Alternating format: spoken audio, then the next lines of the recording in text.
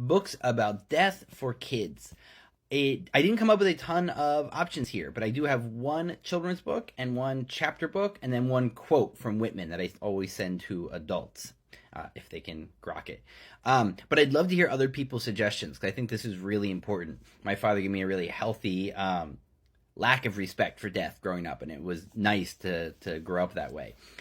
So I had to find this kid's book. This is The Heart and the Bottle by Oliver Jeffers. And if you know kids' books, you know Oliver Jeffers' name. He is just amazing at what he does. And it's a story of a young girl with a very cool papa. And you get to learn what a neat kind of papa he is. All these cool things he talks about while he sits there in his red chair. And the illustrations are fantastic. All of these motifs come back.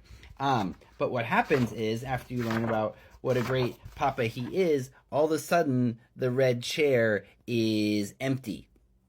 And so it then follows this girl through her young life and then through adulthood, dealing with the fact of her papa not being there anymore. And she puts her heart inside of a bottle, which is something that makes a lot of sense. But eventually she gets to the place where she's the one sitting in the red chair, and she took all of that stuff that she got from her papa into this incredible illustration.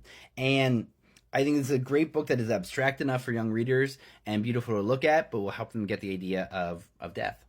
For chapter books, this is probably a classic to a lot of you other geriatric millennials, but this was such a moving, important book for me. Not only about the power of imagination and reading and friendship, but also on death as well. And so I would recommend this as the chapter book to read on death. It is one of the most masterful young adult chapter books I've ever read. And finally, this is a quote from Whitman that I send to people who I think are ready to hear this kind of mysticism around death. I also have a longer poem I could do. I just found as I was reading through my Leaves of Grass, but here's the short line from him. He says, "All goes outward and outward, and nothing collapses.